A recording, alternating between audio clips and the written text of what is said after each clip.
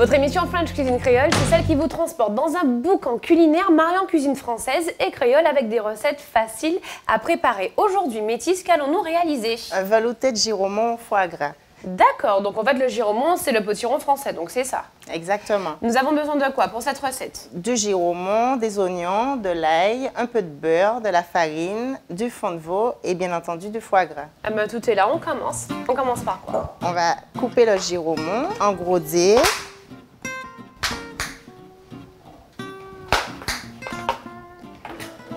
On va couper les oignons aussi.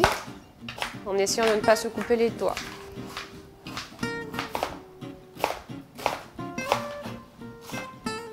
Ici, on va faire revenir les oignons. D'accord. Dans un peu de beurre. Avec un peu de beurre. On va faire suer les oignons sans coloration. Donc cuire, c'est les faire dorer. Non, non, non, justement, il ne faut pas les faire colorer. Il faut qu'ils deviennent translucides et ça rend les oignons sucrés. D'accord. Voilà, dans le beurre. Ensuite, on va singer avec la farine. Singer avec de la farine. Qu'appelles-tu singer avec de la farine? Alors, c'est réaliser une liaison et la farine, on la fait cuire pour qu'il n'y ait pas ce goût qu'on ne garde pas le goût de farine dans le velouté. Toujours sans coloration. Donc là, nous allons rajouter le fond de veau. Donc le fond de veau qui était dilué dans de l'eau. Voilà, du fond de veau déshydraté, dilué dans de l'eau. D'accord, donc il faut 1 litre d'eau pour cette préparation. On va rajouter le giromont, de l'ail dégermé. Alors de l'ail dégermé, pourquoi a-t-on ôté le germe de l'ail? Pour ne pas avoir une mauvaise haleine. Très bien, belle astuce, c'est vrai. Et nous allons laisser mijoter. Pendant 30 minutes environ. 30 minutes. Bon, on laisse mijoter, on revient juste après.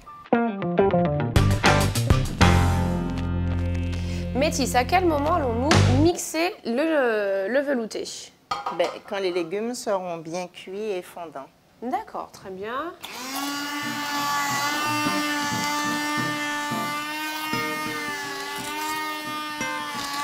Au bout de 30 minutes, en principe, on devrait avoir des légumes fondants, donc vous pouvez commencer à mixer.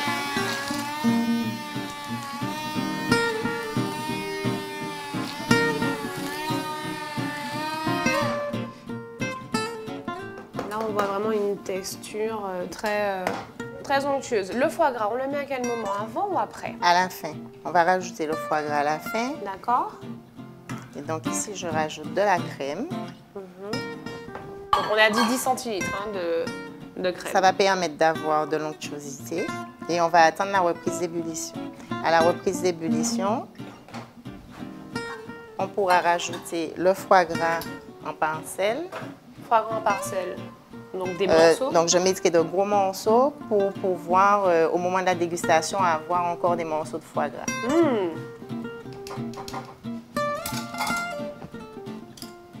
Donc n'hésitez surtout pas à mettre de gros morceaux. Hein. Ce ne sont pas de tout petits morceaux, mais des bi-foie gras, comme on dit.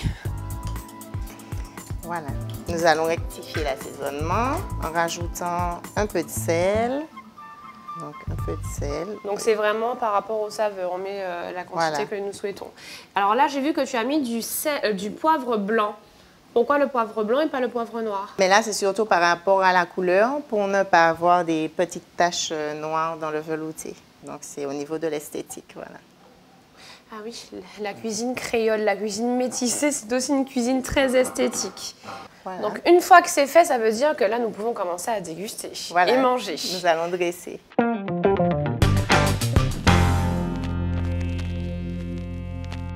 On passe aux choses sérieuses maintenant puisque nous allons dresser le velouté dans les assiettes, un velouté au foie gras.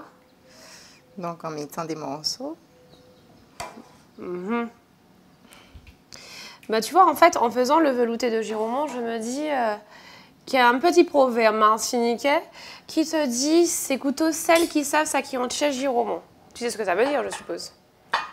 Nous sommes les seuls à savoir ce que nous ressentons. Exactement, il y a des douleurs imperceptibles par les os que nous sommes les seuls à souffrir. Donc, on va rajouter une petite touche de persil pour la déco. En tout cas, ce velouté de giromon au foie gras a l'air d'être excellent et je pense que je vais me régaler, tout comme nos téléspectateurs qui vont se régaler lorsqu'ils vont la réaliser. Vous avez vu, une cuisine métissée, une cuisine dans un véritable boucan, c'est quelque chose de facile à faire avec les produits du terroir. On se retrouve bientôt pour une nouvelle émission. Bon appétit! Au revoir!